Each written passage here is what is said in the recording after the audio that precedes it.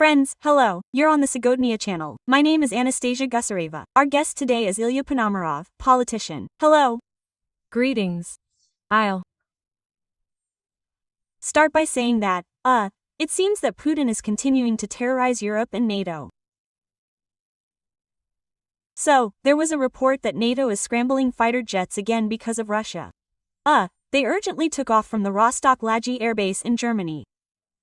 2 planes, that is, when an unknown aircraft appeared over the Baltic without a flight plan or communication. It was identified, but visually it turned out to be a Russian Il-20M. Moscow is once again demonstratively testing the waters to see if the alliance is capable of a harsh response to its provocations or will simply pretend nothing is happening. What will follow these provocations? First Poland, Romania, Estonia. Now history is repeating itself again. I'd like to correct you. You use the word probing. Probing implies that the one doing the probing has no confidence in the other country's reaction. I believe the Kremlin is absolutely certain there will be no reaction. Rather, the goal here is to demonstrate to the eastern countries themselves, meaning the countries on NATO's eastern flank, that this protection won't be forthcoming, because they sometimes harbor the illusion that someone can protect them. And that's what needs to be demonstrated. On the one hand, the goal is to demonstrate NATO's ineffectiveness as a defense alliance. On the other hand, the goal is to intimidate Europeans as much as possible. This is happening at a time when negotiations are underway with the Americans regarding a peaceful settlement in Ukraine, because Moscow sees it as Trump trying to do everything possible to achieve some kind of peace agreement. Trump is prepared to put pressure on Ukraine to achieve this and has already begun to do so. But Europe's presence for Ukraine is, well, an alternative to America. And, accordingly, Ukraine can afford to be more intransigent, understanding that, well, if the Americans fall away, the Europeans will remain, and, well, a catastrophe won't happen, but the Europeans need to be forced into a situation where they, too, start putting pressure on Ukraine. And how can this be done? The only way to do this is, firstly, to really scare them into thinking they're next. Secondly, to force them to change their priorities, so that they need to arm themselves, so that, accordingly, they shouldn't waste resources on Ukraine, but spend them on themselves. This is the main goal of all these provocations. There's just one nuance here, the flip side of this very issue. A ceasefire in Ukraine immediately makes the Europeans next. And they understand this too. And so, unlike the Americans, who really want, well, Trump personally wants to tick the box that there's a peace agreement here, and I'm going to Oslo for the Nobel Peace Prize, the Europeans understand that as long as Ukraine is at war, the war isn't directly coming to them. And in this sense, such demonstrations from Moscow rather undermine this confidence and thereby increase the Europeans' motivation to move in the opposite direction. But here's what will happen next. But fear, as an emotion, is usually more effective than such rational calculations. And so I think that, unfortunately, the Kremlin is probably doing the right thing, but this is now our collective task, to help the Europeans as much as possible, to strengthen the defense of their eastern border and, in doing so, to somehow allay this fear. Trump also stated that he is ready to defend Poland if Russia continues its provocations.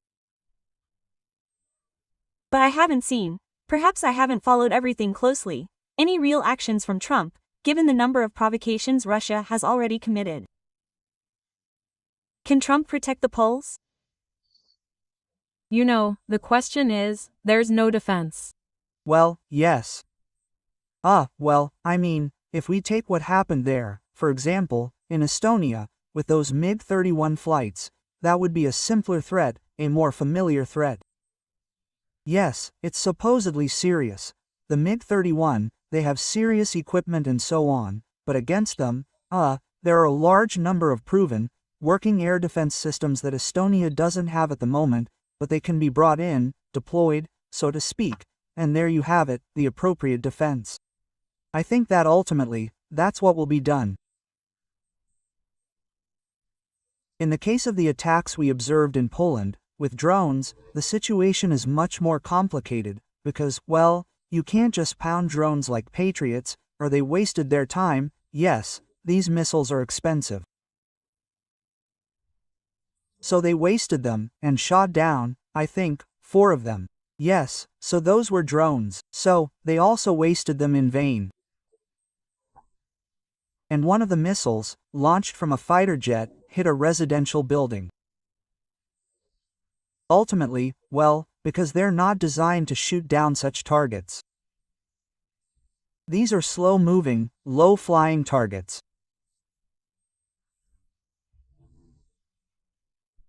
And when our forces fight them from air assets, from airplanes or helicopters, well, airplanes are generally difficult to use for this. Well, they're using machine guns there anyway, they're not using missiles, right?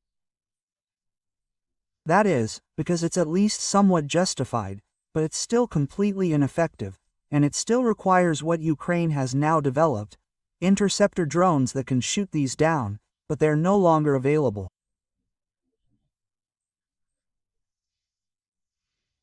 Well, yes, if we're talking about a peaceful track, well, if you can call it that, because for now we understand that the situation is somewhere, if not at a dead end, then certainly not on any potentially moving track. But Bloomberg writes that Putin has decided to further escalate because, in his opinion, a military escalation will force Ukraine to the negotiating table. Moreover, he's absolutely certain that Trump won't do anything to him. And bringing Ukraine to the negotiating table this way, well, obviously won't work. How will this so-called negotiating track develop further? No, I believe it's a real negotiating track. I understand the irony, and many in Ukraine share it, but the fact that it's going poorly doesn't mean there's no desire on the part of all those involved to reach negotiations. I'm sure that Putin really wants this, and Trump wants this, and Zelensky wants this. The only question is that everyone has their own objective, firstly, from these negotiations, and secondly, their own room for maneuver, which, even in the case of Putin, who is supposedly the absolute ruler of Russia, this room is not absolute. Putin can't make any decision, right? That is, he needs to make a decision that he can explain to the elites and the population as a victory. And this is his fundamental condition. That is, he can sacrifice anything but victory, right? That means he absolutely needs victory. That's it. And, accordingly, as we understand it, the Ukrainian authorities also don't have much room there, because there is a public mood that is absolutely clear in this sense. So no, I think they want to reach an agreement, but it's really difficult. So, it's constantly being postponed, extended, and so on. And in the process, Putin, of course, is trying to improve his negotiating position as much as possible. And improving his negotiating position, well, now, at this time, means, at the front, that is, advancing the line as much as possible. So, well, in my opinion, it's already clear that it didn't work out, but it's not clear to him whether this is clear. So, they're still trying. They're putting a huge number of people into it. This year, the number of losses on the Russian side is higher, than ever before. So, and that is precisely what clearly demonstrates the priorities, yes. So, but there's another factor.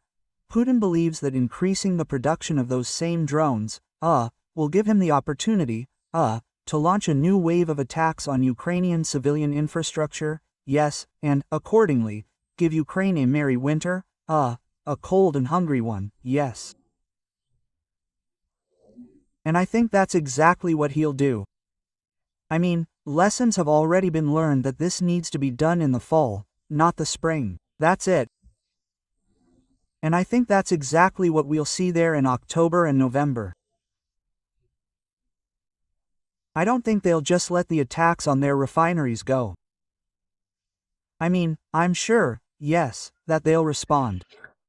How painful are the attacks on refineries by Ukrainian Special Operations Forces for Putin? Painful, of course. But the question is, it's painful, but, it's, not fatal. And, the question is, who feels the most discomfort? That is, there's less money in the budget. Yes, the oil companies that are suffering are, the oil companies, well, mostly state-owned. There are also private ones, like Lukoil and Surgut, but mostly they're state-owned. But they also sell the oil itself. Refineries are generally a low-margin business for an oil company. They're more likely to allow for the storage of a larger amount of oil. And in this regard, if you can't send oil to refineries, but you can export it, you'll still get just as much revenue if there's a market at all. Yes, that is, on the contrary, you'll get more revenue.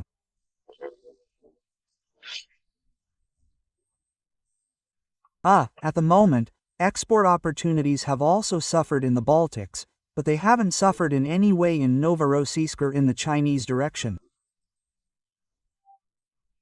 So, yes, there is damage, but it's financial damage. There's no damage to the population. Well, I mean, there were these interruptions that occurred at gas stations. Firstly, this is far from the first time. They occurred not only because of the war. Now the fighting is temporary. It came and went. There's the harvesting season and all that. Of course, these interruptions will end. That's why the population views this as a picture on TV. And this is the biggest problem, because, the Russians will strike at targets that every ordinary Ukrainian will feel. And they're trying to influence public opinion. That is, they're trying to get Ukrainian society tired, to start demanding that its leaders end the war. And right now, we're not doing anything that has any political significance. We're doing things that have military significance, not political. And this, I believe, is the biggest shortcoming of the Ukrainian Defense Forces. What we constantly talk about, as the Russian resistance, is that there are ways to influence the elite. I mean, there are those, I don't know, attacks on Rublyovka, that is, on individual governors, on individual officials, creating an atmosphere of fear within the Russian elite. All of this is absolutely within the power of the Ukrainian special services. And most importantly, if they rely on the Russian partisan movement, yes, that's certainly possible.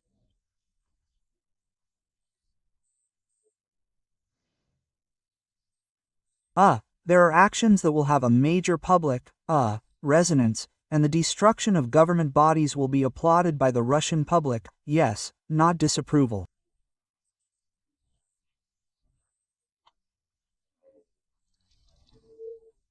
And this will significantly shift public sentiment in Ukraine's favor.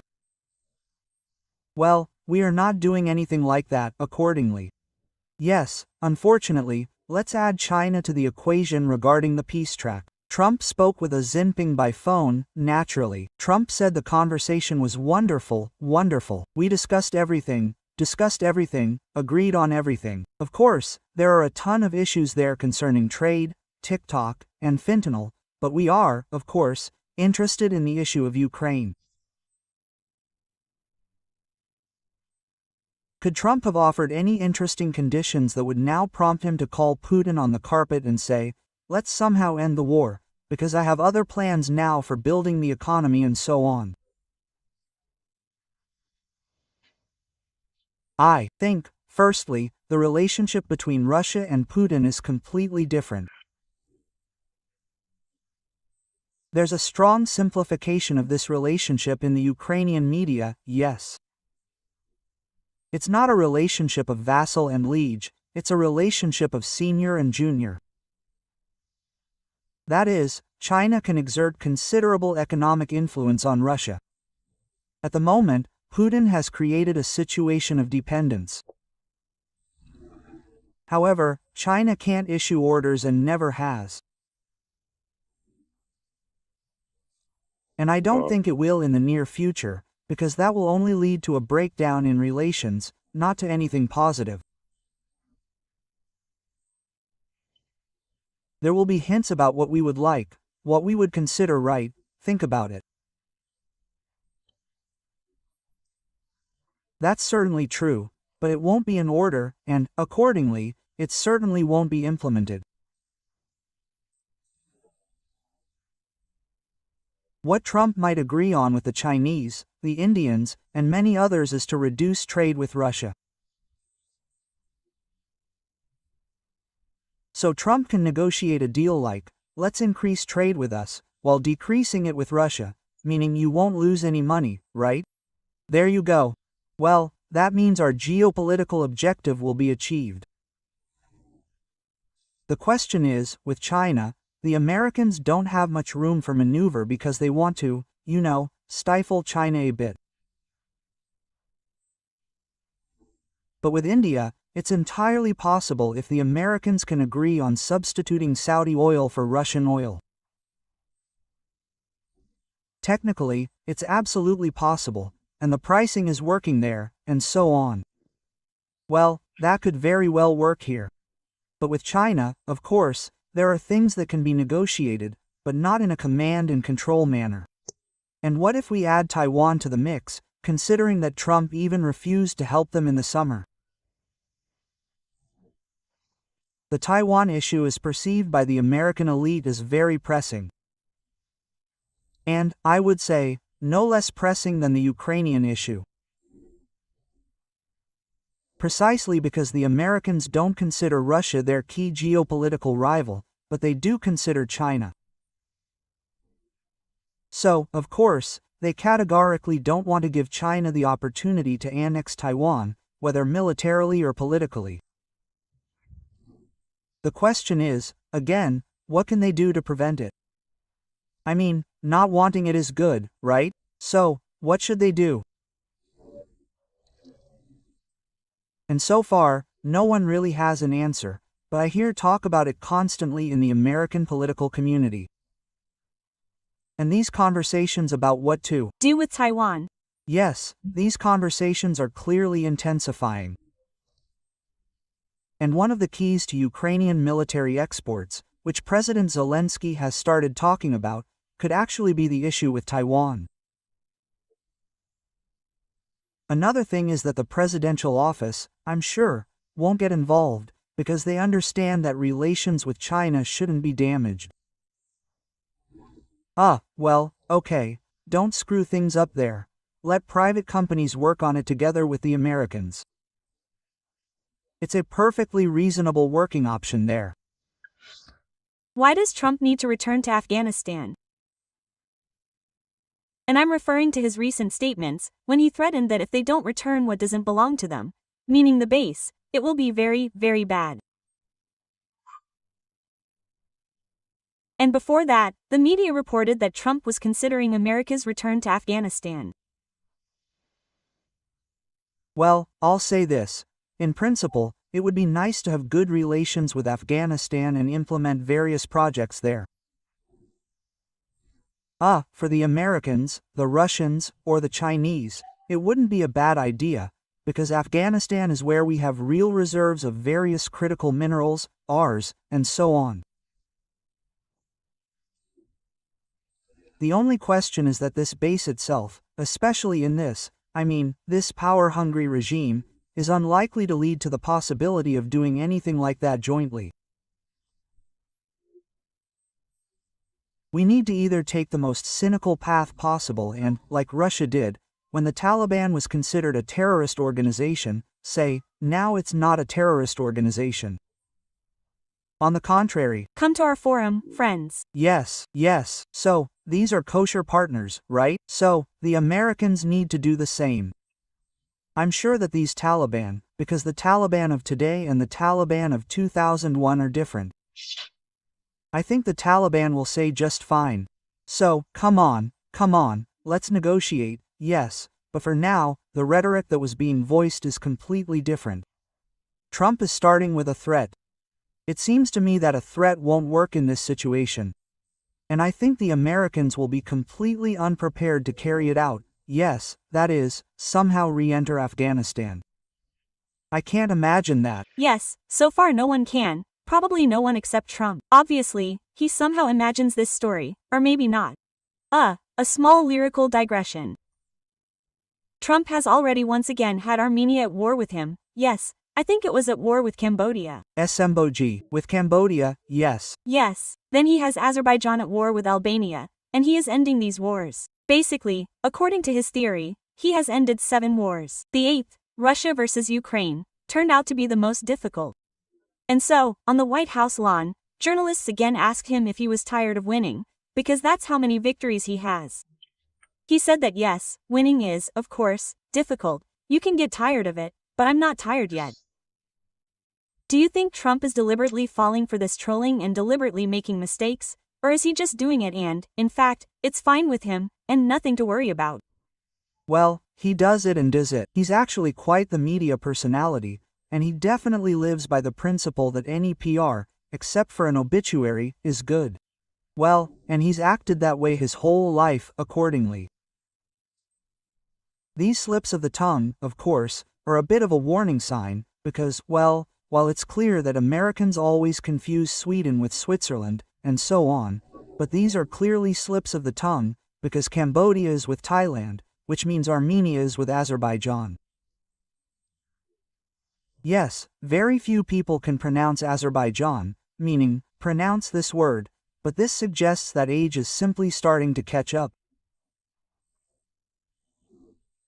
And, the workload on the president is still quite heavy, even though Trump really tries to relax a lot with golf and so on, and he needs it. I'll just tell you about his age, and I'm not being judgmental. There were those who saw him, I still have my eyes. There you go. But this means that his age will increasingly make itself felt over the coming years. It's only been a year since his election. 3 more years lie ahead. And what kind of Trump we'll see in 2 years is completely unclear. Another important event, it seems to me, is Canada and Great Britain recognizing Palestine. In response, Netanyahu stated that we need to react very quickly, very firmly, and also strengthen our influence in the region. Trump is silent for now. I haven't heard any comments regarding this. I understand that the Europeans will also gradually join this initiative. More than 140 countries, I think, if we're talking about the Council and the UN, I think. The UN General Assembly as a whole has already taken this path. Could this become a new dividing line in world politics? And why, say, Canada? Well, Canada, I understand, isn't the United States in conflict there, but Great Britain, for example, is the United States' best friend and ally. Doesn't that conflict with it? No, well, look, it's a thorn in the side. This war going on in Israel, it's really rocking public opinion in Western countries.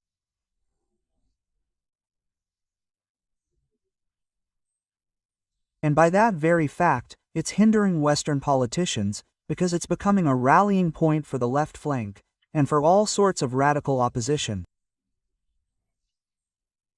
So it's simply hindering, so to speak, centrist, respectable politicians. They want this issue to be resolved somehow. Well, of course, they don't care about the Palestinians anyway. They care less about the Israelis, but many don't care about the Israelis either.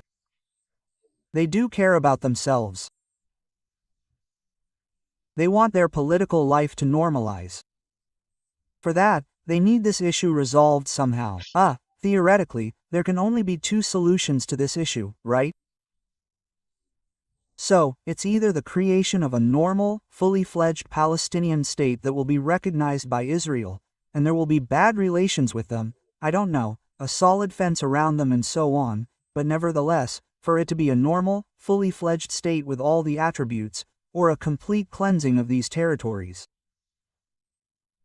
I won't use the word genocide, because it doesn't necessarily mean the extermination of people, but at least there is their total expulsion from there, yes, that is, the cleansing of this territory. Deportation, that is, to Egypt, Jordan, Syria, Lebanon, anywhere, right? So, for this territory to become Israeli territory without, an Arab population.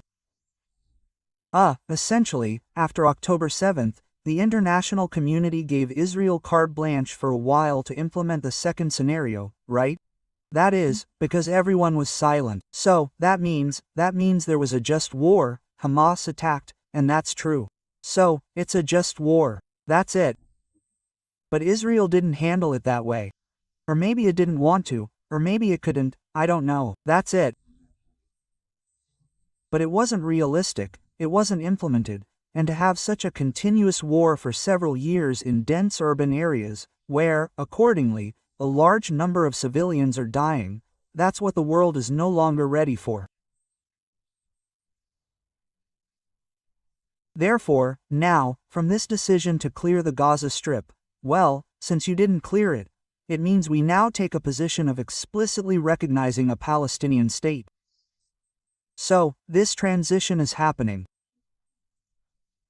I truly believe that this transition was made by those countries that were previously unwilling to do this and that positioned themselves as Israel's unconditional allies, and were ready to listen to its position that if we don't want it, then we won't either.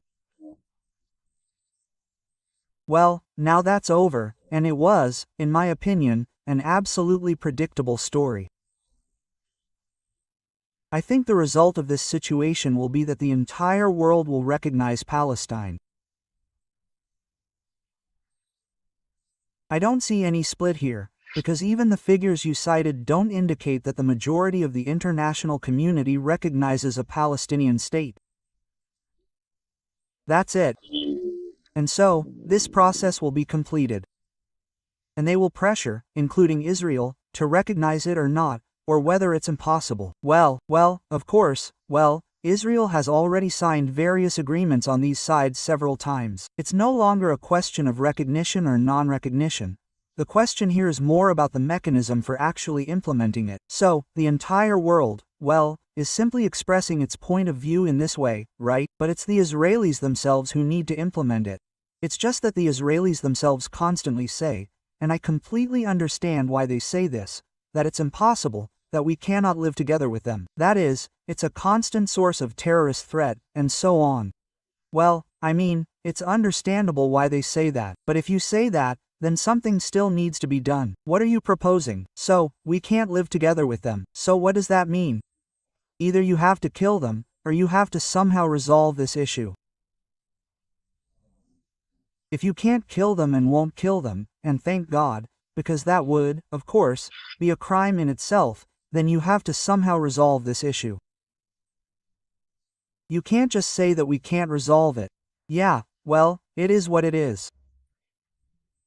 And what if Israel doesn't agree with this story and continues its military actions in this territory after Palestine is recognized, by the majority of Europeans?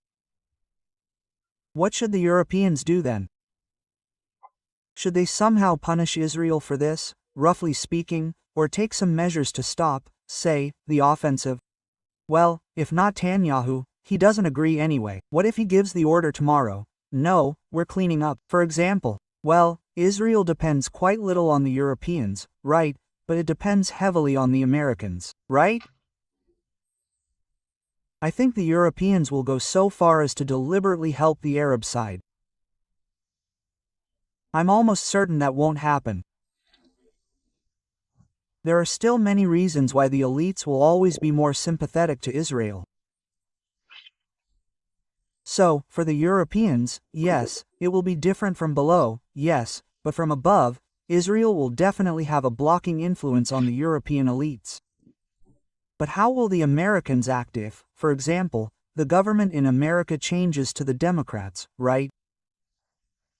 The Democrats could very well resort to serious pressure on Israel, cutting off oxygen, some aid supplies, and so on. Well, Israel is quite self-sufficient now, so only through collective pressure can this situation somehow be resolved. But I'm confident that Israel can find internal strength and solutions to resolve this situation. It's just that the current Israeli government is incapable of this due to how it's structured, who makes up its ranks, and their political interests. They completely contradict this, but isn't it eternal? Yes, nothing in this world lasts forever, that's for sure. The laws of dialectics have not been repealed. Ilya, thank you very much. Ilya Ponomarov, a politician, was our guest today. Friends, I thank you for watching and supporting us. And, of course, I ask you to help promote this video by liking it or commenting. What if Ilya and I were recommended to you? Then be sure to subscribe, and we'll definitely stay in touch. And see you on the next broadcasts. My name is Anastasia Gusriva. Please take care of yourself and wash your hands with soap. Bye everyone.